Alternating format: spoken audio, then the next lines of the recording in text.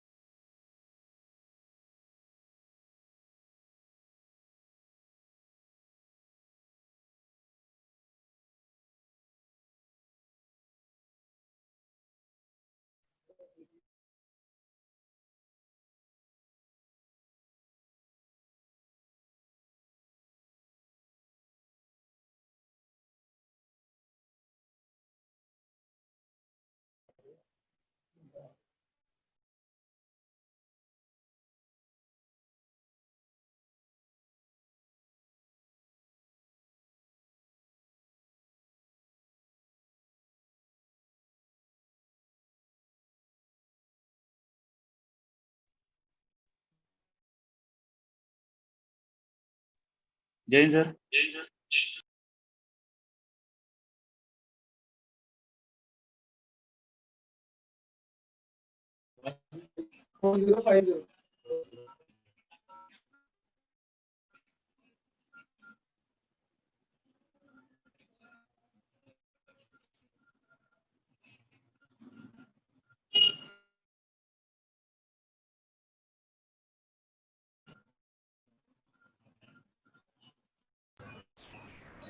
आवाज येतोय?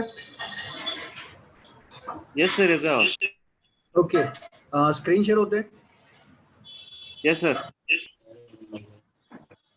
Okay, screenshot काढून ठेव, पोरांची अटेंडन्स घेऊन टाक. Yes sir. Okay, second third year दोघं आहे ना? हो सर, दोघे.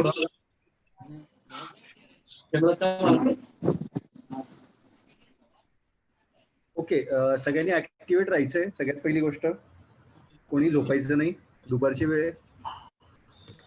गौरव, ये रिकॉर्डिंग के लिए डालेंगे तो बहुत अच्छा रहेगा. सर रेकॉर्डिंग चालू आहे. ओके, तर उद्दिष्ट म्हणजे सायबर थ्रेट संदर्भात आणि सायबरच्या संधी या दोघांच्या बाबतीमध्ये आपल्याला एक माहिती करून घ्यायचं आहे की नेमके कोणते धोके असतात आणि सायबरमधून कोणत्या एक प्रकारच्या ऑपॉर्च्युनिटीज असतात. Opportunity in the sense, cyber, आपण जसं एक 10 वर्षापूर्वी निबंध लिहित होतो की विज्ञान शाप की वरदान, तर साहजिक आहे इथे आता तोच प्रश्न निर्माण झालाय. तर आपण माहिती करून घेणार आहोत, सायबर शाप आहे की वरदान आहे. दुसरं आहे, या सगळ्या लेक्चर मधून आपल्याला एक संदेश द्यायचा आहे किंवा एक सगळ्यात मोठा उद्देश असा आहे की भारतीय नागरिकांना त्या हिडन ट्रॅप म्हणून वाचवायचं आहे. असे हिडन ट्रॅप कसे आहेत, त्यांना कसं आयडेंटिफाय करायचं आहे, त्याच्या बाबतीत आपण अवेअर होणार आहोत. आपण सायबर फिशिंग संदर्भात, जी बऱ्याच वेळी ग्रामीण भागामध्ये तर मोठ्या प्रमाणात दिसते. त्यानंतर आर्टिफिशियल इंटेलिजन्स ऍक्टिव्हिटी, त्या संदर्भात ते काय असतात, AI म्हणजे काय आणि त्याचं सध्या भारतातलं किंवा 21 शतकामध्ये त्या सगळ्या दृष्टिकोनातून जगातल्या सगळ्या राष्ट्रांमध्ये कोणती भूमिका आज आर्टिफिशियल इंटेलिजन्स अदा करते, त्याच्या मागे कोण राष्ट्र आहेत, त्यात आपण पाहणार आहोत. आणि हे सगळं पाहिल्यानंतर मोडस ऑपरेंडी म्हणजे स्टॉप त्याच्या आहेत, मोडस ऑपरेंडी आपण कशा थांबवल्या पाहिजेत किंवा आपले जे वागण्याची पद्धत आहे सायबर ऍक्टिव्हिटीवरती ती कशी असली पाहिजे. तुम्ही बघतात आहे काल परवाच अनेक गोष्टीवरून वादंग चालू आहेत. गेल्या 6 महिन्यापासून तर सोशल मीडियाने तर कहर आणलेला आहे. नॉट ओनली बॉलिवूड, फक्त बॉलिवूडच्या संदर्भातच नाही, पण कोणताही विषय मिळाला तर सोशल मीडिया असू द्या किंवा मीडिया असू द्या, यामध्ये या सगळ्यांचे काहीही दृष्टिकोन आलेत तरी आपण आपल्या अगदी भ्रामक कल्पना किंवा विचार न करता आपण ह्या सगळ्यांमधून काय करतोय, आपलं ओपिनियन देतोय.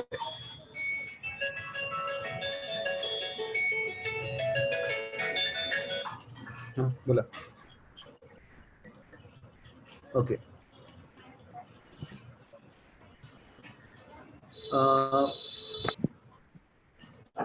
अब हो रहा है? यस सर, हो जाएगा. Okay, thank you.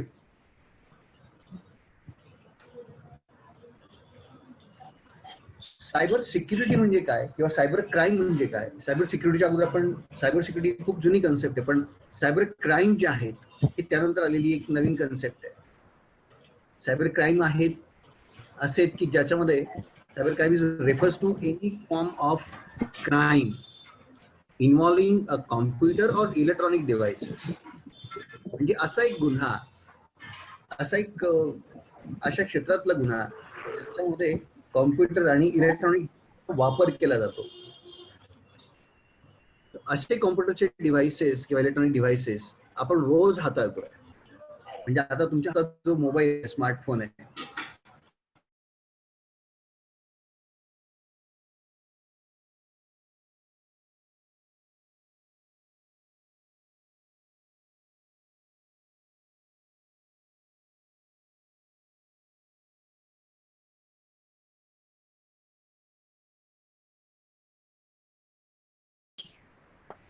याच्यामध्ये भारतामध्ये विशेष करून cyber security act 2000, IT act 2000 म्हणून खूप प्रसिद्ध आहे. तुम्ही कोणत्याही UPSC MPSCच्या परीक्षांमध्ये तुम्हाला विचारलं जातं किंवा तुम्ही न्यूजपेपरमध्ये पण वाचतात, पण IT ऍक्ट 2000 हा नेमका काय, मी ते पण तुम्हाला आज सांगणार आहे. कोणाला आवाज येत नसेल तर तसा हँड रेस करायचा आहे आणि चॅट बॉक्स मध्ये गौरवला सांगायचं आहे, पण प्लीज केअरफुली ऐका. आज आपले बरेच मुलं SSB ला जातात, SSB मध्ये देखील हा प्रश्न विचारला जातो. त्यामध्ये सायबर थ्रेट या संदर्भामध्ये तुम्हाला 2 पानं तरी लिहिता आली पाहिजे आणि त्यापासून सायबर क्राईम कसे होतात ते भारतात, त्याचं प्रमाण काय, हा सगळा एक कॉम्पिटिटिव्ह परीक्षेचाच भाग नाही तर एक जागरूक नागरिकाचा देखील भाग आहे. चलो फिर देखते the types of cyber crime. याच्यामध्ये क्राईम अगेन्स्ट द पीपल हा पहिला प्रकार येतो, ज्याच्यामध्ये सायबर हॅरेसमेंट पासून तर ऑनलाईन स्लँडरिंग हे सगळे प्रकार येतात. ह्युमन ट्रॅफिकिंग वगैरे हा सगळा येतो. व्यक्तिशः तुमच्या बाबतीमध्ये जे होतंय हा सायबर अगेन्स्ट द पीपल. दुसरा आहे सायबर अगेन्स्ट द प्रॉपर्टी. याच्यामध्ये विशेषतः आपल्या महत्वाच्या डॉक्युमेंट संदर्भात, आपल्याच नाही तर संस्थेच्या असतील, समाजाच्या असतील, या संदर्भातल्या ज्या महत्वाचे डॉक्युमेंट्स आहेत किंवा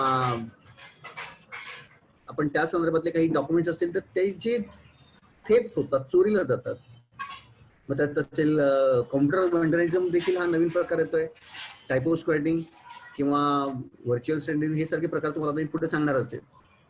आणि तिसरा प्रकार आहे सायबर अगेन्स्ट द गव्हर्नमेंट, म्हणजे व्यक्ती, समाज आणि सरकार हे 3 प्रकारचा गुन्हा, 3 क्षेत्रामध्ये वेगवेगळ्या पद्धतीने गुन्हे होतात आहे. त्या वेगवेगळ्या 3 स्तरावरती आहेत. त्याचं स्वरूप देखील 3 प्रकारचं वेगवेगळं आहे. पहिल्या प्रकार पीपलच्या संदर्भातलं ते कदाचित छोटं आहे, कदाचित ते दिसतही नाही.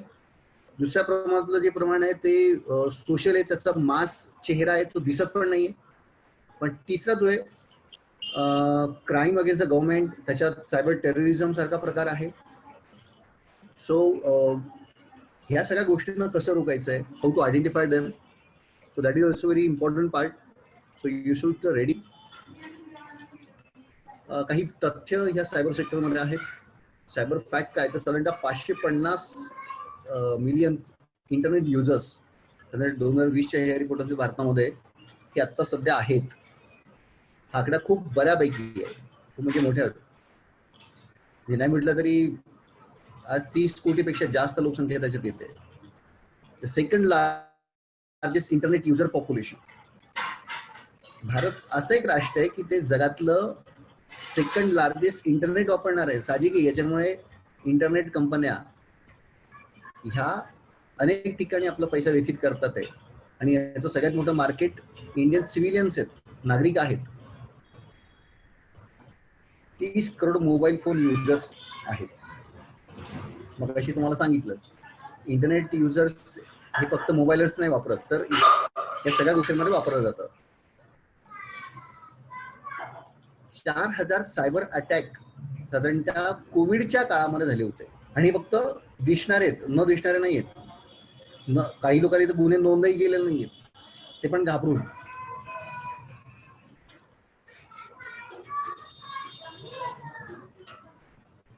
Just weight.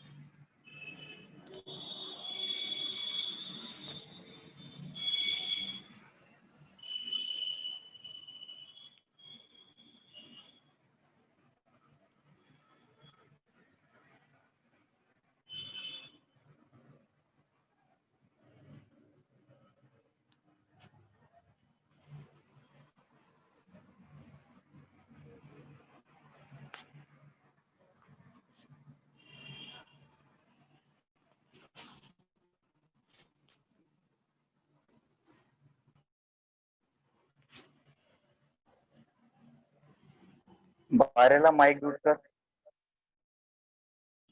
सॉरी. या सायबर फ्रॉड जे गुन्हे आहेत साधारणतः 3353 आहेत.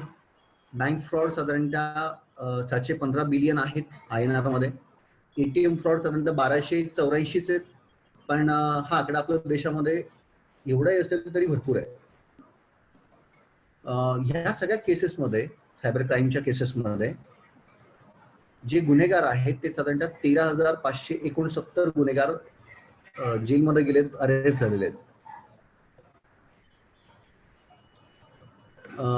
Top 5 cyber crime in India.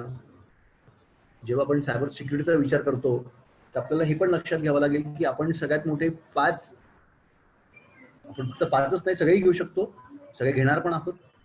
पण महत्वाचे काय की जे आपल्याला समजले पाहिजे, जे आपल्याकडून कळत नकळत मोठ्या प्रमाणात होतात, यांचं प्रमाण खूप मोठं आहे. त्याच्यात आहे फिशिंग स्कॅम, दुसरा आहे identity theft scam, online harassment, cyber stalking आणि इन्व्हेन्शन ऑफ प्रायव्हसी. हा जो प्रकार आहे पाचिंगचा, हा वेगवेगळ्या क्षेत्रातला आहे.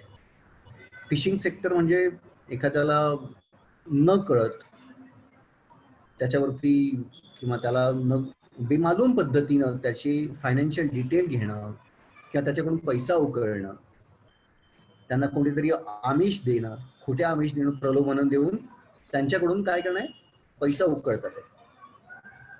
आणि ह्या पद्धतीनं नंतर हे उकळलेला पैसा हा कुठे जातो याचा पत्ताही लागत नाही. म्हणजे एकंदरीत जसं एखादा मासे पकडणारा एखाद्या समुद्रात जातो, तो मोठं जाळं टाकतो आणि कुठेतरी मासे पकडून आणतो, आणि तो कुठे जातो ते कळतही नाही, किती मासे पकडले ते पण नाही कळत.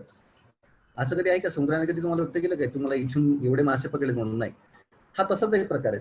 कॉमन माणसाकडून किती पैसे कुठे चोरीला गेलेत किंवा कोणी किती कोणाच्या अकाउंटला टाकलेत आणि त्याचं अकाउंट डिटेल देखील माहिती पडत नाही. हे सगळं ऑनलाईन ट्रान्झॅक्शन असतं. आयडेंटिटी थेफ्ट स्कीम साधारणतः दुसऱ्यांच्या आयडेंटिटी ह्या आपण वापरतो किंवा आपली देखील आयडेंटिटी वापरली जाते, ती चोरीला जाते. तुमचं मोबाईल अकाउंट हाईक केलं जातं, तुम्हाला बदनाम केलं जातं, तुम्हाला त्रास दिला जातो. Online harassment the same happening. एखाद्या गोष्टीवरून त्रास देणं, हायकर्स मोठ्या प्रमाणात ह्या गोष्टी करतात, मोठी डिमांड करतात. सायबर स्टॉकिंग, या सायबर स्टॉकिंगमध्ये मोठ्या प्रमाणात आज गुन्हे नोंदवले जातात. विशेषतः तरुण वर्गामध्ये तरुणींकडून याच्याविषयी दिलं जातं की मिसअंडरस्टँडिंग करून चुकीच्या गोष्टी पसरवून गैरफायदे घेतले जातात. इन्व्हेन्शन ऑफ प्रायव्हसी, तुमच्या एकांततेचा तो एक प्रकारचा विपर्यास केला जातो. तुमचे स्क्रीनशॉट कोणी ऐनवेळी काढतं आणि ते कुठेही पब्लिश करताय. तुम्ही एखादं वाक्य टाकलं किंवा त्याचा गैरअर्थ काढण्यात येतो. मग ते कोणत्याही व्यक्ती असू दे, VIP असू द्या किंवा कॉमन मॅन असू द्या, आणि मग त्याचे गैरफायदे घेणे स्क्रीनशॉट घेतल्यानंतर. फोनवर बोलता बोलता अनेक लोक तुमचे स्क्रीनशॉट घेतात आणि ते तुमच्या व्यक्तिगत आयुष्यामधून चुकीच्या पद्धतीचा उपयोग करतात. या संदर्भातले हे सगळ्यात मोठे 5 मोठे क्राईम आहेत जे तुम्हाला सांगता आले पाहिजे, बोलता आले पाहिजे.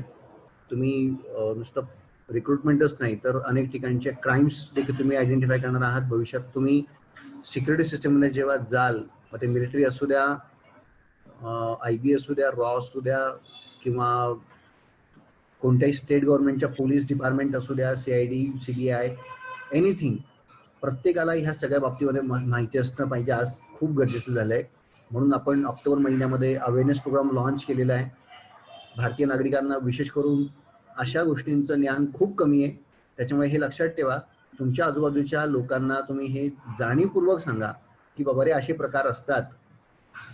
जर तुमच्या हातात मोबाईल असेल तर तुम्ही हे स्क्रीनशॉट घेऊ शकतात, कारण की तुम्हाला भविष्यामध्ये असे परीक्षांसाठी पण हे गोष्टी आहे, अभ्यासासाठी महत्वाच्या आहेत. गौरवने तुम्हाला याच्या अगोदर काही गोष्टी दाखवल्या पण असतील. द मोटिव्ह ऑफ क्राईम, साधारणतः ह्या सायबर क्राईमच्या मागे एखादा उद्देश काय असतो, त्याचा काय दूरदृष्टिकोन आहे. तर पहिली गोष्ट तर एखादा व्यक्ती बेरोजगार असतो तेव्हा देखील तो असा गुन्हा करतो की मला तर काहीच नाही पैसे आणि मला मेडिकलला लागतं ते, किंवा मला समथिंग एज्युकेशनसाठी पाहिजे, किंवा मला विदेशातून घरी परत यायचंय, इकडं मी काहीच नाहीये, रोजगार नाहीये. तेव्हा अशा वेळी काही लोक अशा पद्धतीचा गैरपद्धतीचा वापर करतात.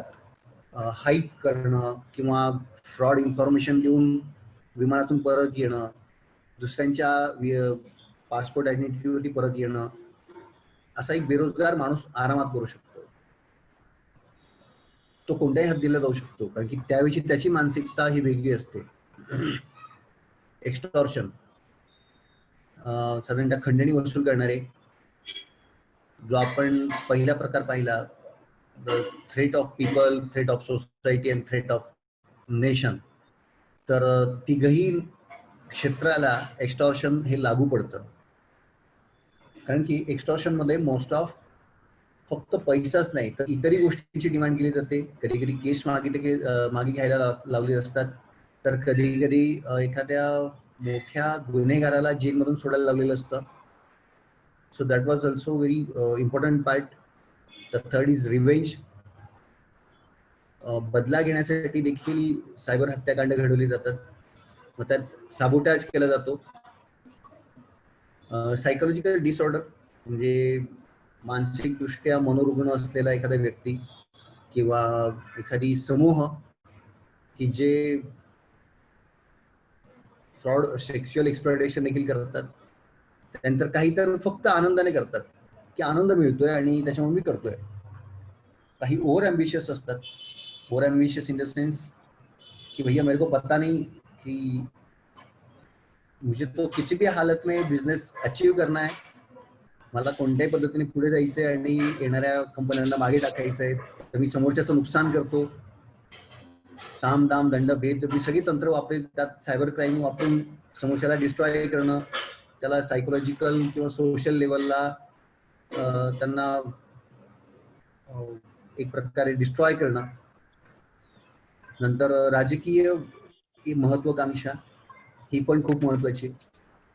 काही राजकीय इच्छाशक्तीनुसारच काही लोक करतात, त्यांना सत्ता हवी असते. मग ते फक्त भारतातच नाहीये तर इतर राज्यांमध्ये देखील तुम्ही बघू शकतात. मध्यंतरी अमेरिका वगैरे किंवा रशिया देखील यांच्यामध्ये देखील अशा प्रकारचे आरोप करण्यात आले होते. पुतीनवरती देखील होता, ट्रम्पवरती देखील होता. इव्हन भारतात देखील असे आरोप झालेले आहेत. ईव्हीएम मशीन्स हाईक होतात वगैरे असे बऱ्यापैकी आरोप होतात, पण ते खरं आहे की नाही ते अजून होऊ शक्य नाहीये, पण इतर लेवलला होऊ शकतं. पण ते काय होतं अजून त्या गोष्टीचा अंदाज बऱ्याच लोकांना इन्व्हेस्टिगेशन वाल्यांना ते त्यांच्यावरती आपण सोडूया. साधारणतः याच्यातले काय कायदे आहेत याच्या संदर्भात, अशा सायबर क्राईम संदर्भामध्ये त्यांची पनिशमेंट काय, कोणती शिक्षा मिळते आणि या शिक्षेनुसार सायबर क्राईमचं धोरण कसं चालतं देशामध्ये हे आपण पाहणार आहोत.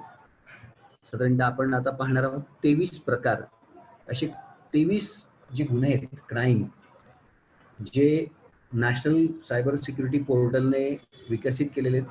त्यांच्या वेबसाईटला हा सगळा डाटा आहे. आपण फक्त चर्चा करणार आहोत याच्याविषयी. आपण कोणत्याही वेगळं असं काही मटेरियल आणलेलं नाहीये, वेगळा कोणताही याच्यातला पार्ट नाहीये. आपण तेच महत्वाची कलम जी आहेत, कलम 43 पासून तर 75-76 नंतर जे काय आहे त्या तिथपर्यंत आपण पाहणार आहोत.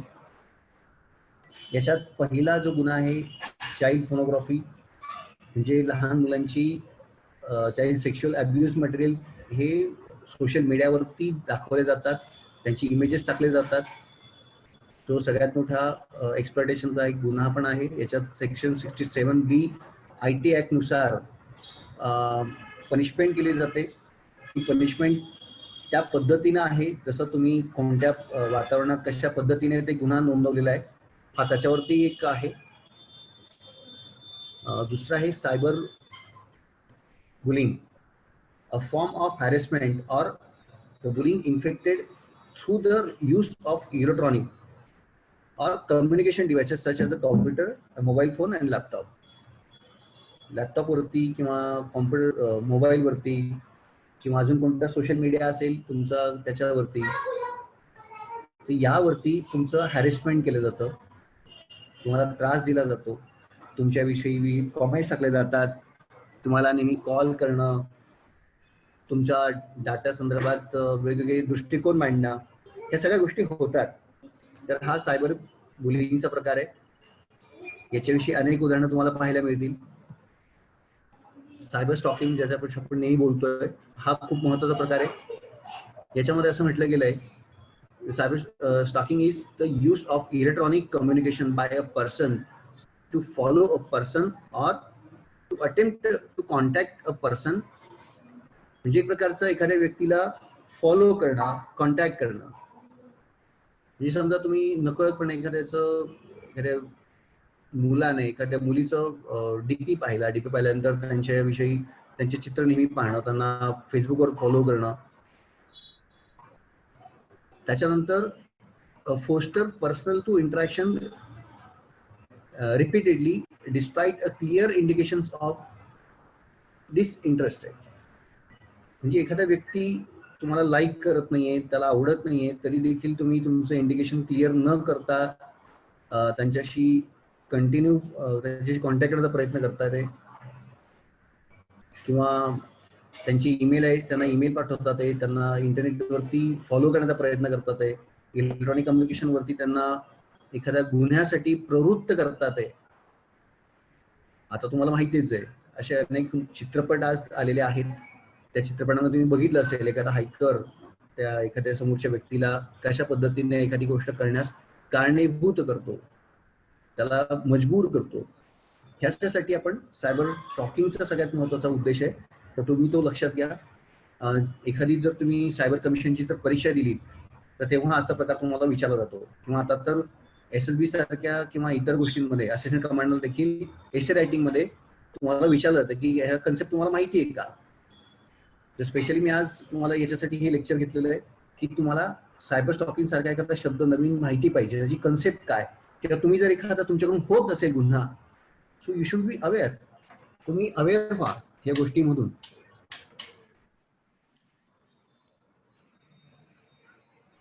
तुमचं अवेअरनेस होणं की अशा गुन्ह्यांमधून जर तुम्ही अशी तुमच्यावरती गुन्हे जर नोंद झाली नाही तर तुम्ही कदाचित व्यवस्थितरित्या एखादी सरकारी नोकरी करू शकतात.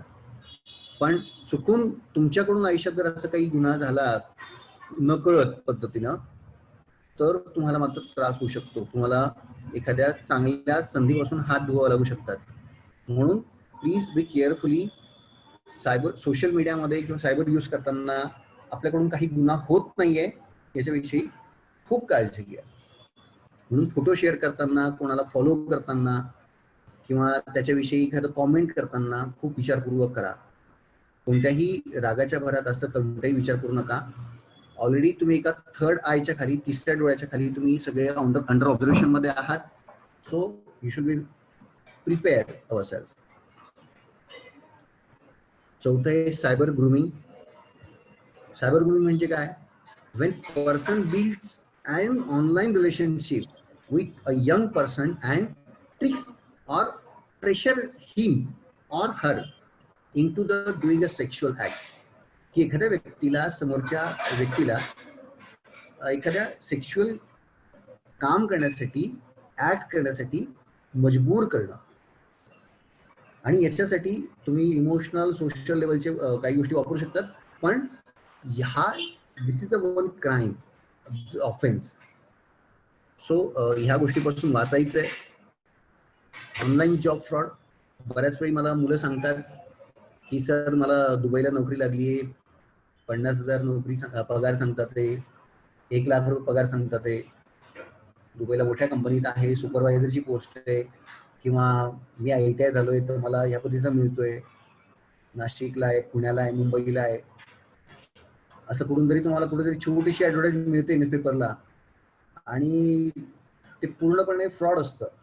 किंवा ऑनलाईनला तुम्हाला एखादं कोणीतरी सांगितलं, ऍडव्हर्टाईज आली, फोन केला कोणीतरी, सांगितलं की अशी नोकरीसाठी तुमचा रिझ्युमी फॉरवर्ड झालेला आहे, आणि खरंच तुम्ही एखाद्या कोणत्या तरी कंपनीला रिझ्युमी दिला असतो, पण तो एखाद्या HR कडून तो डाटा विकला जातो आणि विकल्या गेल्यानंतर तिथून तुम्हाला फ्रॉड कॉल्स येतात.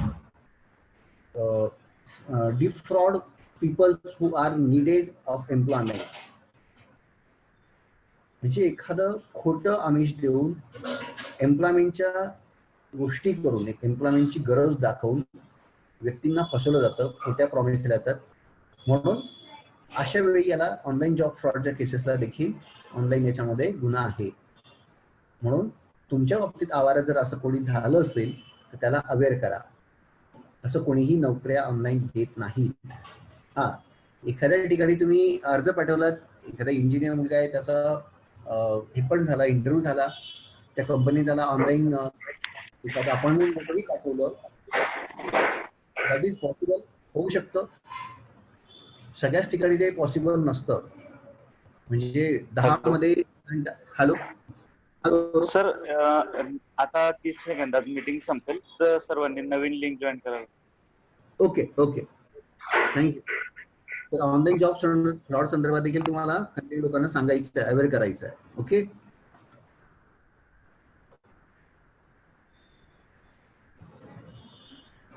आपण पुढची लिंक जॉईन करूया लगेच. थँक्यू गौरव. ओके, स्क्रीन शेअर होतोय बेटा? येस सर, होते.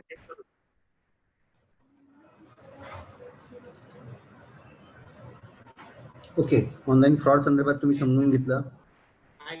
असं कोणताही कॉल आला तर अवेअर राहा. असं कोणीही नोकऱ्या देत नाही किंवा आमिषात पडू नका, किंवा त्याचं क्रॉस चेक केल्याशिवाय राहू नका. तुम्ही नंतर फ्रॉड झाल्यानंतर जेव्हा पोलीस स्टेशनला जातात तेव्हा तो समोरचा कॉन्स्टेबल किंवा PI लेवलचा अधिकारी हसतो आणि तो म्हणतात तुम्ही एवढं सुशिक्षित माणसं कसं काय बळी पडलात. तर हा प्रकार होतो. So be aware. तर अशा कोणत्या गोष्टीला तुम्ही बळी पडू नका. ऑनलाईन सेक्सटॉर्शन, एखादा व्यक्ती तुम्हाला तुमचं प्रायव्हसी डिस्टर्ब करत असेल किंवा सेन्सिटिव्ह मटेरियल युजिंग करून, म्हणजे तुमच्या काही विशिष्ट क्लिप काही डॉक्युमेंट्स वापरून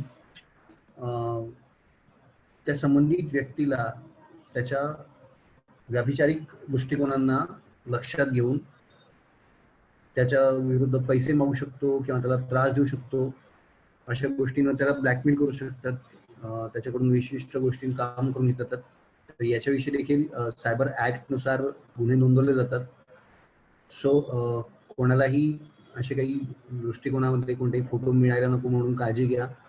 स्वतःही काढू नका दुसऱ्यांचे, किंवा स्वतःचे काढलेले देखील, किंवा न फोटो जेवढं कमी काढाल, व्हिडिओ जेवढं कमी बनवाल तेवढं बरं. लोक त्याच्यावरती फेस चेंज करून तुम्हाला त्रास देऊ शकतात आणि ते प्रूव्ह करायला खूप जड जातं, कठीण जातं आणि अशा फायली अपलोडही होतात. So don't do that. असं एक्स्ट्रॉक्शन होत असेल तर त्याला वाचा, पडा. कोणी लोक बोलत नाही समाजामध्ये तर त्यांना सांगा की असा ऑनलाईन एक्स्ट्रॉक्शनमध्ये कलम आहेत, अशा व्यक्तींना खूप मोठी शिक्षा असते. तर तुम्ही समाजाला देखील गाईड करू शकतात, अवेअर करू शकतात. ज्यांच्या बाबतीत होत आहे किंवा ती व्यक्ती विवाहित असू शकते, बोलत नाहीत, तर जर तुम्ही असे गुन्हे सायबर क्राईमच्या पोलीस स्टेशनला जर नोंदवलेत तर निश्चितच त्या व्यक्तीला मोठ्यात मोठी शिक्षा होते. फक्त त्यांना IT ॲक्टनुसार जर त्यांना एव्हिडन्स भेटले तर कोणत्याही गोष्टीमध्ये त्रास होत नाही. विशिंग म्हणजे vishing is an attempt where fraudsters try to seek a person information like ID customer ID, net banking password. साधारणतः नेट बँकिंग पासवर्डच्या संदर्भात खूप मोठा एक प्रचलित एक प्रथा आहे, ती पण सांगतो तुम्हाला. ATM पिन, OTP म्हणजे one time password, and carry expiry date, card expiry date, साधारणतः CVV ह्यासारखे नंबर, आणि through the phone number call किंवा साधारणतः फोनवरून दिल्या जाणाऱ्या महत्त्वाच्या गोष्टी, एखादी धमकी असू द्या किंवा त्यातल्या संदर्भात धोका असू द्या, ते देखील होतं. आता माझ्याकडे एक्सपायरी कार्ड नाही आहे, पण एक तुम्हाला सांगून ठेवतो. तर बऱ्याच वेळी तुमचे ATM कार्ड असतात. साधारणतः या ATM कार्डच्या बॅक साईडला, या बॅकस्टिकच्या मागे साधारणतः एक 3 डिजिटचा आकडा असतो. मी तुम्हाला दाखवणार नाही, साहजिक आहे, जे सायबर सिक्युरिटी महत्वाचं असतं तो. आणि साधारणतः ह्याच कार्डवरती इथे खालच्या लेवलला एक एक्सपायरी डेट असते आणि तुमचा पूर्ण कार्ड नंबर, ही तुमची मॅग्नेट स्ट्रीप महत्वाची, इथे असलेला तुमचा 3 डिजिटचा नंबर, या सगळ्या गोष्टी महत्वाच्या आहेत. आणि तुमच्या मोबाईलवरती येणारा मेसेज, साधारणतः तो जो मेसेज असतो, वन टाइम पासवर्ड जो असतो, OTP, तर हा तुमचा मोबाईल हॅक करून देखील मिळवला येऊ शकतो. किंवा तुम्हाला एखादा कॉल करून सांगितलं जातं की सर अर्जंटली तुमच्याकडे OTP आला आणि तो द्या, त्याच्याशिवाय तुमचे पैसे जमा होणार नाही. एखाद्या व्यक्तीला माहिती असतं की तुम्ही कशासाठी जातायत, काय करतात आहे. नेट बँकिंग पासवर्ड, साधारणतः नेट बँकिंग म्हणजे काय की ऑनलाईन आपण एखाद्याचा पैसा ट्रान्सफर करतो. एखादा भाऊ तुमचा आर्मीमध्ये आहे किंवा कंपनी दुसऱ्या देशामध्ये, त्याला अर्जंटली पैसे लागतात आहे. पूर्वी मनी ऑर्डर यायचे, म्हणजे पोस्टात मी पैसे टाकल्यानंतर त्या व्यक्तीला, संबंधित व्यक्तीला टपाल खात्याद्वारे ती समोरचा जो अधिकारी असायचा, टपाल अधिकारी, त्या गावात जाऊन त्या व्यक्तीवरती त्याची सही किंवा अंगठा घेऊन त्याला ते पैसे द्यायचं. पण आता तसं नाहीये. आता विदिन सेकंड्समध्ये समोरच्या व्यक्तीच्या अकाउंटला पैसे मिळतात आणि त्याचं काम होत आहे. But how is it possible? तर ते असं आहे की इंटरनेट बँकिंग कनेक्शन, म्हणजे एखाद्या सेम बँकेचं अकाउंट किंवा ब्रांच किंवा दुसऱ्या बँकेच्या ऑनलाईन अकाउंटमध्ये ते ट्रान्सफर होतात. मग ते कसे होतात? तर डिजिटल पद्धतीने. त्या डिजिटल पद्धतीला RBIने काही नियम घालून दिलेले आहेत. त्या पासवर्ड संदर्भात देखील नियम आहेत. तो पासवर्ड कसा असावा, कोणत्या पद्धतीचा असावा, या सगळ्या गोष्टीचे नियमावली RBI न दिलेली असतात. इव्हन प्रत्येक बँक अधिकारी तुम्हाला एक बुकलेट देतं छोटंसं, ते तुम्हाला सांगतं की बाबा आम्ही तुम्हाला सांगतोय की आता हे मी तुम्हाला नेट बँक अकाउंट तयार करून दिलंय, पण त्याचा पासवर्ड टाकताना मात्र ते आपल्याला टाकायला सांगतात. मग सांगतात काका तुम्हीच टाकून द्या ना, मला तर काही येतच नाही. मग ते सांगतात हां ठीक आहे, तुमच्या नावाची पहिली 4 अक्षरे ठेवा, मग तुमच्या मोबाईलची शेवटची 4 अक्षरे ठेवा, आणि तुम्ही खरंच साध्या भोळ्या पद्धतीने तसा नंबर ठेवतात. पण समोरच्या व्यक्तीकडे ऑलरेडी पॅन कार्डच्या स्वरूपामध्ये किंवा कोणत्या ना कोणत्या तुमच्या KYC डॉक्युमेंटच्या स्वरूपामध्ये तुमचे ह्या डिटेल्स इझिली मिळत असतात. तर तुमच्या ह्या भोळ्या स्वभावामुळे तुमचे लाखो रुपये इझिली ट्रान्सफर होऊ शकतात आणि कळणारही नाही. कुठे ट्रान्सफर झालेत, काय वस्तू खरेदी केली, कोणी केली, हे देखील नाही कळणार. त्याला कोणतेही प्रूफ रेकॉर्ड नाहीये. जर समोरचा CCTV कॅमेरा असेल तर ठीक आहे, समजू शकतो. पण नेट बँकिंगवर सगळ्यात जास्त फ्रॉड्स गोष्टी होतात आहे, विशेष करून क्रेडिट कार्ड. आपण डेबिट कार्ड वापरतो साधारणतः कॉमन माणसं, पण VIP सेक्टरमध्ये साधारणतः एखाद्या व्यक्तीचा पगार जर 1 लाख रुपये असेल तर त्याला बँक 5 लाख रुपये एका महिन्याला खर्च करण्याची मुभा देऊ शकतं. ते त्याचं क्रेडिट असतं. अशा क्रेडिट कार्डला देखील फ्रॉड होतं, त्याला विशिंग म्हणतात, VISHING. साधारणतः ह्या फ्रॉड ट्राय करणारे जे असतात पर्सन असतात, असे ते लोकांना शोधतच असतात त्यांची इन्फॉर्मेशन काढून. त्यात आहे स्मिशिंग देखील हा एक फ्रॉड टाइप्स आहे. The use of mobile phone text messages to lure victims into the calling back on the fraudulent phone numbers and visiting the fraudulent websites or downloading the malicious content via phone or web. जेवढे आपण मागचे प्रकार पाहिलेत त्यासारखाच हा पण आहे, पण याच्यामध्ये थोडा किंचितचा फरक असा आहे की तुमच्या फोन बँक अकाउंटद्वारे किंवा त्याच्यानुसार तुमचा पासपोर्ट काढून तुमच्या मिलिशियस अकाउंटमधून ते पैसे गायब करत असतात. किंवा तुम्ही एखादी चुकीची वेबसाईट डाउनलोड करतात किंवा त्याच्यामध्ये तुम्हाला वाटतं की तीच वेबसाईट आहे ज्यात आपण नेहमी वापरतो, पण त्याच्या सारखी दिसणारी एखादी वेबसाईट असते किंवा फोन नंबर असतो, तुम्हाला माहीत नसतं. तुम्ही Google Pay वरती पण कधी कधी एखादा नंबर टाईप करतात, पण एखादा हायकर देखील तो तुम्हाला नंबर चेंज करू शकतो, त्या जागी एखादा आकडा त्याचा नंबर टाकू शकतो, होऊ शकतं. Anything is possible. SIM swap scam हा देखील एक महत्वाचा आहे. एखादा फ्रॉड करणारा जो असतो तो या संदर्भामध्ये एखादं नवीन सिम कार्ड तयार करून रजिस्टर करून तुमच्या मोबाईलवरती त्याच्यावरती फ्रॉड पद्धतीनं सर्व्हिस प्रोव्हायडरला कॉल करून तुमचा मिसयूज करू शकतो. साधारणतः वन टाइम पासवर्ड ॲक्टिवेट करण्यासारख्या गोष्टी, स्पेशली म्हणजे तुमच्या सिम सारखं एखादं सिम मोबाईल क्लोन जसं तयार करतात तसं सिम क्लोन केला जातो, आणि हा सिम क्लोन तयार करून तुमच्या बँकेतल्या सगळ्या फायनान्शियल ट्रान्झॅक्शन्सवरती तो संबंधित गुन्हेगार व्यक्ती किंवा एखादा जो क्रिमिनल असतो तो त्यावेळी त्याच्यावरती अटॅक करतो. आणि हे सिम कार्ड रजिस्टर मोबाईलच्या अकाउंटला शी कनेक्टेड असल्यामुळे त्याला ह्या सगळ्या कारवाया करणं खूप सोपं जातं. सो यू शुड अवेअर, तुम्ही अवेअर असले पाहिजे याच्या संदर्भात. डेबिट कार्ड आणि क्रेडिट कार्डच्या फ्रॉड संदर्भामध्ये फ्रॉड इन्व्हॉल्वमेंट असतात, अनऑथराइज. बट तुम्हाला क्रेडिट कार्डची कन्सेप्ट माहिती आहे, सांगितली. आता डेबिट कार्डचं पण तुम्हाला माहिती आहे, बऱ्याच व्यक्ती वापरतात. याच्यामध्ये unauthorized use another the credits or debit card information for the purpose of purchasing or withdrawing the funds. म्हणजे एखादा ऑनलाईन लेवलला, ऑनलाईन कार्ड लेवलला समजा तुमचा एखादा मित्र असतो, तो बिचारा आंघोळीला जातो, तर एखाद्या तुम्ही हॉटेलला गेलात, माहीत नाही, पण तुम्हाला वाटतं की रूम बंद आहे, पण एखादा बाहेरचा व्यक्ती ज्याच्याकडे डुप्लिकेट की आहे तो येऊन तुमच्या क्रेडिटला सगळे ते क्रेडिट कार्डचे फोटो काढून घेणार, कळणार नाही.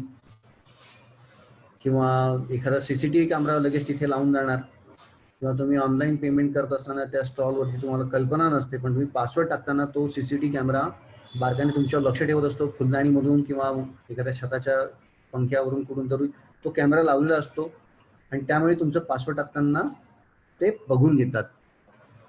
तुम्ही बऱ्याच पद्धतीने साऊथ इंडियन चित्रपट पाहिले असतील. पासवर्ड टाकण्याच्या पद्धती, कुठल्या पेंटिंग मध्ये कॅमेरा लावले असतात, तर कुठे अनेक पद्धतीचे असतात आणि पासवर्ड त्यांना माहिती पडतो. आणि तुम्ही गेल्यानंतर तुम्ही लगेच खूप VIP नाही की लगेच पासवर्ड चेंज करतात. तुमच्याकडे हायटेक सिक्युरिटी नाही आहे आणि हायटेक सिक्युरिटी जिथे नसते त्या ठिकाणीच मोस्ट ऑफ मोठ्या गाफी पद्धतीने असे गुन्हे होत असतात. The impersonation and identity theft.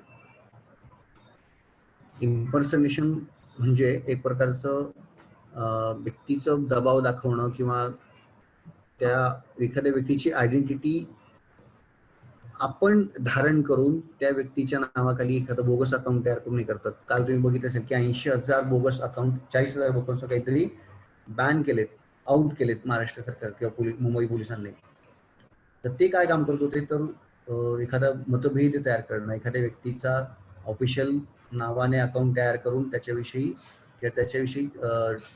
Fraud पद्धतीच्या कारवाई केल्या जातात. Dishonestly making use of the electronic signatures आणि पासवर्ड देखील त्या पद्धतीने वापरले जातात. किंवा एखाद्या पद्धतीचं आयडेंटिफिकेशन फीचर तयार करून एखाद्या व्यक्तीला ब्लॅकमेल देखील होऊ शकतं. त्या व्यक्तीला हे कळत नाही की नेमकं आपल्या अकाउंटच्या संदर्भामध्ये असं अनेक 10 अकाउंट दिसतात आहे आणि आपले फॉलोअर्स, फॅन्स ते दुसऱ्या अकाउंटला कनेक्ट होतात, ते डिस्ट्रॅक्ट होतात, खरी इन्फॉर्मेशन ती कळत नाहीये. सो असा प्रकार होऊ शकतो. फिशिंग, तुम्हाला सांगितलं, एखादा व्यक्ती तुम्हाला कॉल करतो आणि सांगतो की भाऊ तात्या तुम्हाला एवढं याचं हे लागलंय, लॉटरी लागली आहे. Yes, any problem? Manoj mute कर बेटा. तर साधारणतः तुम्हाला असे कॉल येतात, तुमचा कस्टमर ID, IPI म्हणजे पिन वगैरे जर काय असतं तर ते देखील विचारतात, किंवा कार्ड नंबर विचारतात, एक्सपायरी डेट विचारतात आणि घरातल्या काकू सगळं ते ATM कार्डवरच्या सगळ्या माहिती सांगून टाकतात. किंवा तुमच्या ईमेलद्वारे देखील अशा पद्धतीने एखादा बटन दाबल्यानंतर तुमच्या अकाउंटचे सगळे पैसे already automatic net banking through चोराच्या खिशात जात असतात. So aware.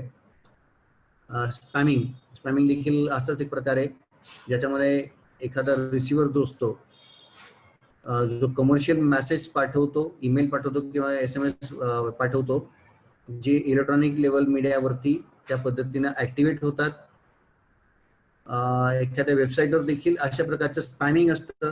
त्याच्यावर आपण बटन क्लिक करताच बरोबर तुमच्या बँक अकाउंट किंवा क्रेडिट कार्ड डिटेलच्या माहितीनुसार तिथे ऑलरेडी रजिस्टर असतात आणि त्या तुमच्या डाटा थेफ्टनुसार सोबत तुमचा फायनान्शियल देखील लॉस होऊ शकतो. पण अशा लिंक तयार करण्यासाठी एक सायबर एक्सपर्टच लागतो. त्याला या सायबर गुन्ह्यांविषयी जाणीव असते, त्याला सायबर गुन्ह्यांच्या शिक्षेविषयी देखील जाणीव असते. असे चोर साधारणतः लक्षात येत नाही किंवा ते स्वतःचा लॅपटॉप देखील वापरत नाही. ते चोरीला गेलेले लॅपटॉप वापरतील, चोरीला गेलेले मोबाईल वापरतात. त्या मोबाईलमध्ये त्यांना सगळ्या गोष्टी करता येतात. रॅम्सवेअर म्हणून एक प्रकारचा एक आपण त्याला म्हणू शकतो व्हायरस.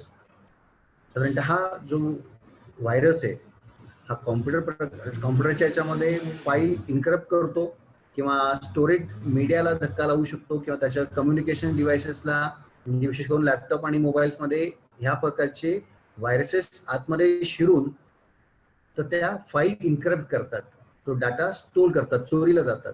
म्हणून असा डाटा होस्टेजला ठेवू शकतात आणि विक्टिम त्याला विशिष्ट अमाऊंट पे करण्यासाठी बाधित करू शकतो की तुम्हाला जर तुमच्या कंपनीचा डाटा एवढा जर हवा असेल, तुम्हाला पूर्व तुमच्या कॉम्प्युटरवरती पाहायचा असेल तर तुम्ही एवढे पैसे पे करा, त्याच्याशिवाय तुम्हाला तो डाटा मिळणार नाही. त्याला रॅम्सवेअर म्हणतात. हा रॅम्सवेअर याचा एक हिस्ट्री पण आहे, तो आपण बघूया. लॉकी नावाचा एक फर्स्ट रॅम्सवेअर 2016ला इंट्रोड्यूस झाला होता जगामध्ये. त्याने खूप मोठं थैमान घातलं. जगातल्या अनेक कंपन्यांना त्यांनी विविध पद्धतीने याच्या पद्धतीने त्यांनी फ्रॉड घोषित केलं होतं. वायनॅक्रसी नावाचा देखील रॅम्सवेअर येऊन गेला होता. The India's third worst hit nation by the ransomware. म्हणजे भारत हा सगळ्यात तिसरा एक देश होता ज्याला सगळ्यात मोठं त्याने अफेक्टेड केलं होतं. साधारणतः 40,000 कॉम्प्युटर अफेक्टेड भारतात झाले होते आणि 150 राष्ट्र म्हणजे मे 2017 मध्ये या वायनाक्रेसिस सॉफ्टवेअरच्या व्हायरसेसमुळे ग्रसित झालेले होते आणि याच्यात खूप मोठा फायनान्शियल लॉस देखील झाला होता. त्याच्यानंतर त्याच वर्षी बॅड रॅबिट नावाचा रॅन्समवेअर आला होता, जो कॉम्प्युटरमध्ये घुसून फाईल करप्ट करत होता. म्हणजे तुम्ही बघतात एखादा पेनड्राईव्ह तुम्ही वापरतात आणि पेनड्राईव्हचा डाटा एकदमच अचानक गायब होतो, तुम्हाला कळत नाही. पण तो डाटा मिळवण्यासाठी पुन्हा तुम्हाला प्रयत्न करायचे असतात आणि तो डाटा मिळणं शक्य नसतं. तसं पेट्या आणि नॉट पेट्या हा 2018 मध्ये एक रॅन्समवेअर इंट्रोड्यूस झाला. जे मुलं BSc कॉम्प्युटरला असेल त्यांना हे माहिती असेल, पण जनरली NCEच्या मुलांना या सगळ्या गोष्टी माहिती पाहिजे. मिलिटरीच्या किंवा कोणत्याही सिक्युरिटी एजन्सीच्या या लोकांना जेव्हा आपण आपले पर्सनल कॉम्प्युटर्स वापरतो तेव्हा तुम्ही स्वतःच्या कॉम्प्युटरमध्ये परचेस्ड सॉफ्टवेअर वापरा. विशेष करून आपण MS ऑफिस वापरतो किंवा एखादा लॅपटॉप घेतल्यानंतर तर दुकानदार तुम्हाला एखादा सीडीतला डुप्लिकेट असा जो हे असतो काय म्हणतात एक प्रकारचा तुमची ऑपरेटिंग सिस्टीम जी असते ती परचेस नसते, ती चोरीने आणलेली असते आणि त्याच्यामुळे अशा लॅपटॉप कॉम्प्युटर्समध्ये व्हायरसेस रॅन्समवेअर खूप लवकर अटॅक करतात. आणि आता तर 99% ह्या पद्धतीनं आपण वापरतोय, इंटरनेट वापरतोय, त्याचा वापर इंटरनेटशी कनेक्ट करून एक प्रकारे धोका निर्माण करून घेतोय. नंतर असे व्हायरसेस वॉर्म्स ट्रोजन्स सोडणं देखील गुन्ह्याचं आहे. Computer viruses is a program written by enter in your computer. ते तुमचा डाटा किंवा इतर गोष्टी डॅमेज करतात किंवा त्याला रिप्लिकेट करतात. वॉर्म्स देखील तसेच असतात, ते तुमचा प्रोग्रामद्वारे सेम टू सेम कॉपी करून किंवा लोकल ड्राईव्ह नेटवर्कला ते शेअर करत असतात. ट्रोजन हॉर्स नावाचा देखील एक व्हायरस आहे, तो देखील तुमचं डिस्ट्रक्टिव्ह प्रोग्राम सारखं काम करतो. तुमचे फोटो किंवा डाटा, व्हिडिओ, महत्त्वाचे डॉक्युमेंटरीज, तुमचं रिसर्च वर्क या पद्धतीने तो डिस्ट्रॉय करू शकतो किंवा तुम्हाला गाफील ठेवून किंवा तुमचा महत्त्वाचा कॉन्फिडेन्शियल डाटा हा चोरीला जाऊ शकतो. म्हणून बघा तुम्ही महत्त्वाच्या व्हायटल इन्स्टिट्यूशनमध्ये विशेष करून इंडियन आर्म फोर्समध्ये कधीही पेनड्राईव्हला निषिद्ध केलं जातं किंवा पेनड्राईव्ह वापरू दिला जात नाही. तुम्ही एक काही वर्षापूर्वी मूवी पण येऊन गेले होते त्या संदर्भामध्ये, पेशते सारखे मूवी तुम्ही बघितले असेल की एक व्यक्ती समोरचा तो पेनड्राईव्ह टाकून तो सगळा डाटा चोरीला आणतात. पण इतर लेवलला इतर गोष्टींमध्ये तुम्हाला अशाच ह्या पद्धतीचे प्रोग्राम्स नेहमी पेनड्राईव्हमध्ये दिसतात जे ऑटोमॅटिकली हॅकर असतात. आयरन मॅनच्या सिरीजमध्ये देखील तुम्ही पाहिलं असेल की तो पेनड्राईव्ह लावल्याबरोबर तो डाटा ट्रोजन काय करतो, तो डाटा त्या पेनड्राईव्हमध्ये शिफ्ट करतो. ते हे प्रोग्राम्स आहेत. म्हणून कोणताही लॅपटॉपमध्ये पेनड्राईव्ह लावताना त्याला स्कॅन केलं पाहिजे, तुमच्याकडे अपडेटेड अँटीव्हायरस पाहिजे, ते असणं आवश्यक आहे.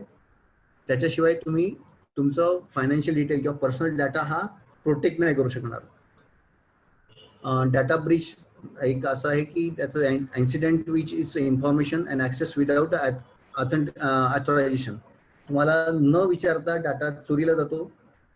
तुम्ही एखाद्या गोष्टीवरून माहिती काढली किंवा ती समोरच्या व्यक्तीला न विचारता तुम्ही ती स्टोल देखील करतात, ते चोरी करतात, असं त्याचा अर्थ होतो.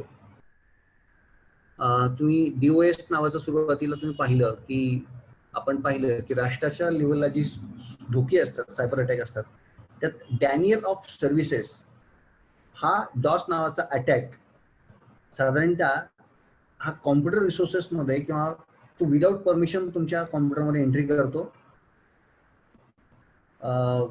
मोस्ट ऑफ लॅन कनेक्शन असलेले अनेक कॉम्प्युटर व्हायटल मशीन्सला असतात आणि एखाद्या व्यक्तीच्या बाबतीमध्ये तो कॉम्प्युटर डाटा त्या ठिकाणी काम करतो, तर कॉम्प्युटर नेटवर्कला हाईक करतो. आणि दुसरं आहे distribute Daniel of services DDoS. हा अटॅक देखील अशाच पद्धतीचा असतो जो सर्व्हिस ऑनलाईन सर्व्हिस अनअवेलेबल करतोय. उद्या काही दिवसांनीच तुमच्या ऑनलाईन परीक्षा देखील होतात आहे, तर अशा ऑनलाईन परीक्षांमध्ये किंवा राष्ट्राची एखादी सिस्टीम असते, तर अशा ठिकाणी अशा लेवलला एखादा ट्रॅफिक तयार करणं किंवा मल्टिपल सोर्सेसचे अडचणी तयार करणं ह्या अशा अटॅकचं काम असतं.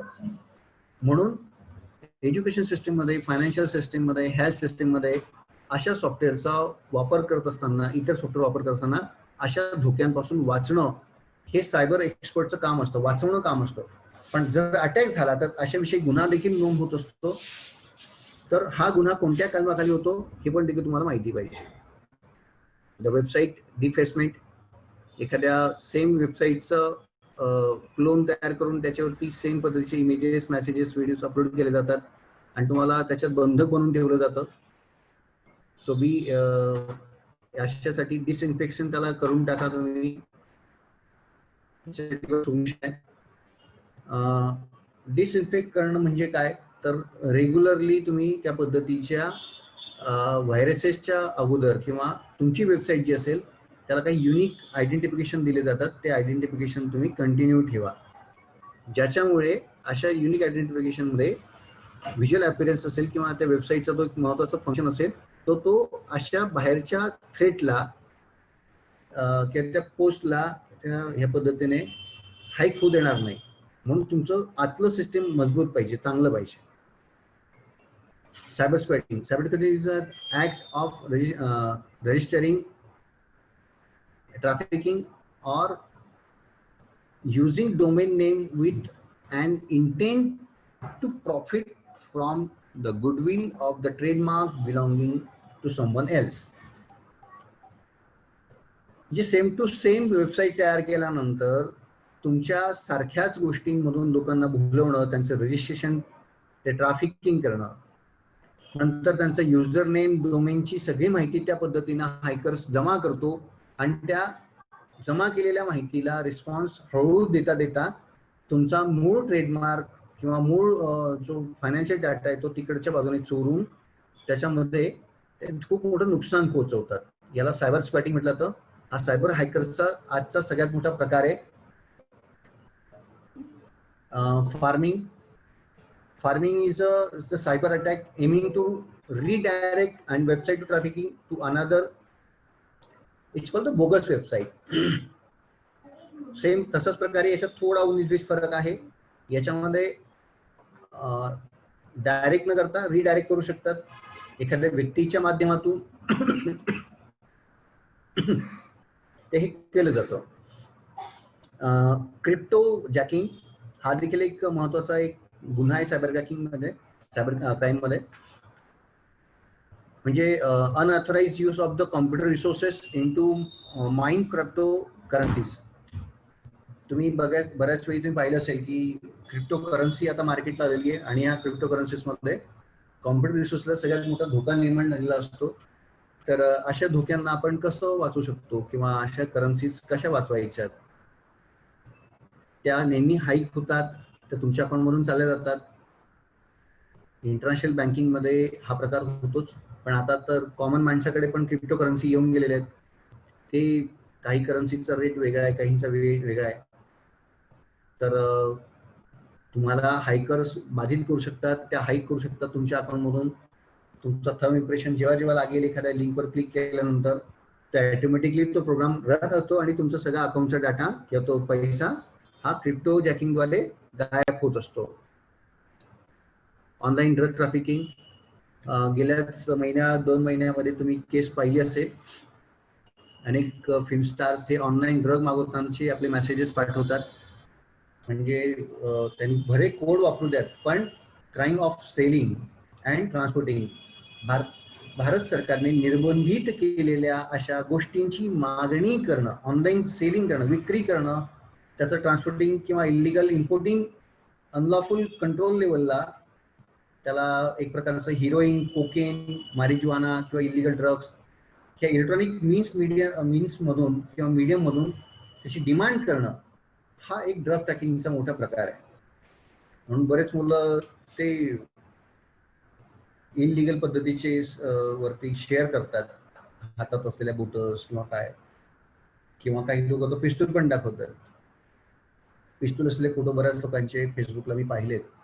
पण that is a great threat, एक क्राईम आहे तो. सरकारने तुम्हाला शासकीय शस्त्रास्त्रांसोबत फोटो काढायला परवानगी दिलेली नाही. जरी तुम्ही काढला असेल तर तो तुम्ही सोशल मीडियावरती शेअर करू नये, अन्यथा तुम्हाला सोशल मीडियाच्या विशिष्ट ऍक्ट अंतर्गत जर कोणी त्याच्याविषयी जर काही गोष्टी बोलत असेल तर तेव्हा हा प्रकार होतो. एस्पिऑनेज म्हणजे घातपात, धोका. सध्या चायनीज हायकर्स या गोष्टीमध्ये असा घातपात करत असतात. ते आर्टिफिशियल इंटेलिजन्सचा डाटा चोरी करून, इन्फॉर्मेशन चोरी करून ह्या पद्धतीचं एक प्रकारचं तुमचं नुकसान करत असतात. हे साधारणतः 23 प्रकार महत्वाचे. त्याच्यात वाचायचं काय तर सोशल मीडियाच्या प्लॅटफॉर्मवरती current antivirus updated regular install करा. तुमचे पासवर्ड सारखे ठेवू नका घरातले, कारण की तुमचं नाव, तुमचं डेट ऑफ बर्थ, तुमचं बाईक नंबर, मोबाईल नंबर, शेवटचे 4 डिजिट, 5 डिजिट, उलटा अक्षर, उलटे हे काय असं काही ठेवू नका. नेहमी तो रॅन्डम आणि न करणारा असावा. Use of firewall to protecting your personal system, to pay attention between the webcam and LED indications. साधारणतः लॅपटॉपला निळा लाईट असतो, मोबाईलला लाल लाईट असतो. जेव्हा तुम्ही कॅमेरा ऑन करता तेव्हा बघा तुम्ही मोबाईलचा एक छोटासा कॅमेरा असतो, जस्ट गिव्ह एन एक्झाम्पल, तर तो त्या पद्धतीने काम करतो.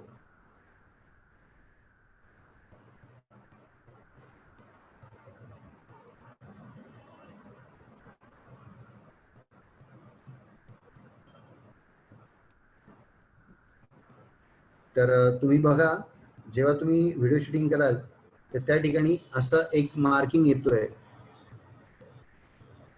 एक डॉट येतोय खाली, दिसतोय का red mark?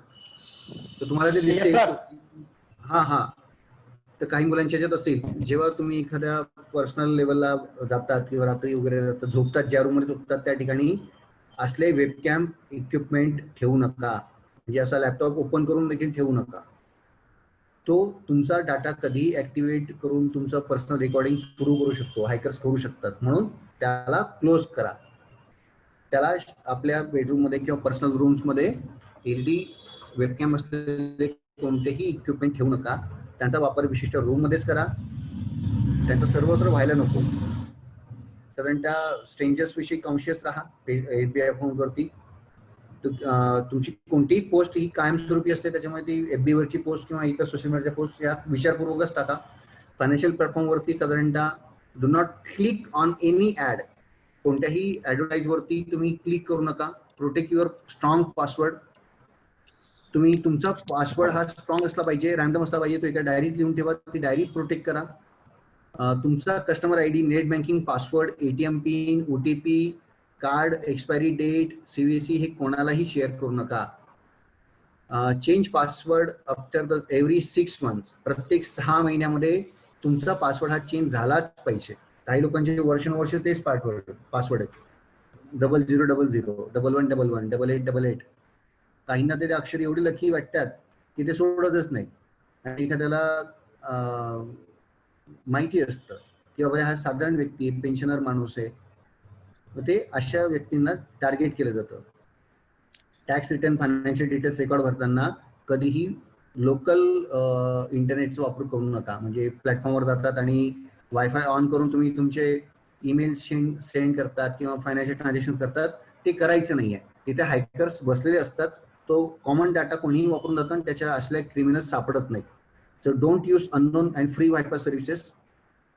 How to prevent mobile and devices मधून डाउनलोड ऍप्लिकेशन ते ट्रस्टेड सोर्सेस म्हणूनच इन्स्टॉल करा.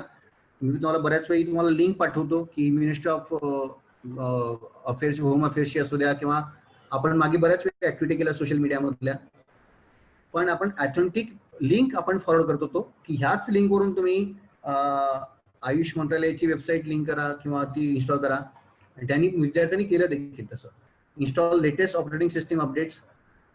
आपल्या मोबाईलमध्ये नेहमी ऑपरेटिंग सिस्टीम असते, तिला नेहमी अपडेट करा रेग्युलरली. लॅपटॉपमध्ये पण तसंच आहे. Turn on the automatic updates, त्याला ऑटोमॅटिक अपडेट करा. Make regular backup and important data, त्याला बॅकअप ठेवलाच पाहिजे. या संदर्भात तुम्हाला कधीही केस वाटली याची स्क्रीनशॉट काढून ठेवा तुम्ही. आपल्या जवळपासच्या व्यक्तींना ते शेअर करा. बिचारांना माहितीही नसतं. सायबर क्राईमचं एक वेब पोर्टल आहे, तो देखील डाटा तुम्हाला कामास येईल. National cyber crime reporting portal असतं ते. या वेबसाईटला तुम्ही निश्चित व्हिजिट द्या. याच्यात तुम्ही जा, बघा. हा सगळा डाटा त्याच्यात आहे. त्याचबरोबर त्याच्यात नवीन गुन्हेगार आहेत. तसंच तुम्ही अनेक आंतरराष्ट्रीय पद्धतीच्या वेबसाईटला जेव्हा व्हिजिट करतात तेव्हा केअरफुली राहा. पण भारतामध्ये तरी या पद्धतीचं तुम्ही हे करू शकतात. साधारणतः याच्यामध्ये तर मला साधारणतः म्हणणं नव्हतं काही, पण एक महत्वाचा एक डाटा मी तुम्हाला शेअर करतोय.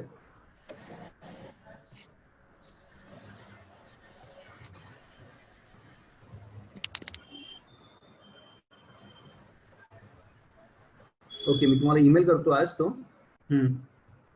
एक सायबर क्राईम संदर्भामधला एक महत्वाचा डाटा आहे तो. घ्या. गौरव दिसतंय? सर पीडीएफ दिसत नाहीये. हा ऍक्ट आहे साधारणतः. हा मी पीडीएफ तुम्हाला देतो. हे तुमच्या व्यक्तिगत आयुष्यासाठी खूप महत्वाचं आहे. तुम्हाला याच्यात सायबर गुन्हे काय असतात, कशासाठी असतात, तुम्हाला निबंध लिहिता आला पाहिजे, किंवा कोणत्याही रिक्रुटमेंटला गेल्यानंतर तुम्हाला ते विचारतात. इव्हन पोलीस भरती पण आता जवळ येते. अशा सेक्टरच्या व्यक्तीच्या रिक्रुटमेंट असताना तुम्हाला एखादा अधिकारी इम्प्रेस देखील होऊ शकतो. म्हणून असं ज्ञान तुमच्यासाठी खूप महत्वाचं आहे. तर हे डाटा मी तुम्हाला देतोय. जास्त कुठे फॉरवर्ड करू नका, तुमच्या पुरता वापरा. जे व्यक्ती असतील त्यांनाही द्या समाजामध्ये. कलम 43 तुम्हाला सांगितलं मी, 43 पासून 75 75 पर्यंत याच्यात सविस्तर डिटेल दिलेले आहेत. संगणकामध्ये प्रवेश करण्यापासून ती शिक्षा काय असते ते पण त्याच्यात दिलेलं आहे. आणि त्याच्यात कलम कसं लावलं जातं, त्याच्यात भरपाई काय दिली जाते, किती वर्ष त्याच्यात होऊ शकतं, हानी म्हणजे नेमकं काय त्या बाबतीमध्ये, याचं विवरण आपल्या याच्यात कलमामध्ये दिलेलं असतं. डाटा संरक्षणाबाबतीत तुम्ही एखाद्या कंपनीत गेलात आणि कंपनीचा मालक सांगतो की तुम्ही असं असं केलंय, तेव्हा तुम्हाला ही माहिती पाहिजे. ओके, हा डाटा हे करा. पुढच्या वेळी आपण सविस्तर काही गोष्टी पण पाहणार आहोत बी आणि सीच्या संदर्भामध्ये. बाकी सब बच्चे खुश हैं? लेक्चर पसंद आया? Yes sir. बहुत जरुरी. आणि सगळ्या विद्यार्थ्यांनी एसे रायटिंग लिहून मला व्हॉट्सअप करायचे आहेत. काही विद्यार्थी झोपून लेक्चर ऐकतात आहे.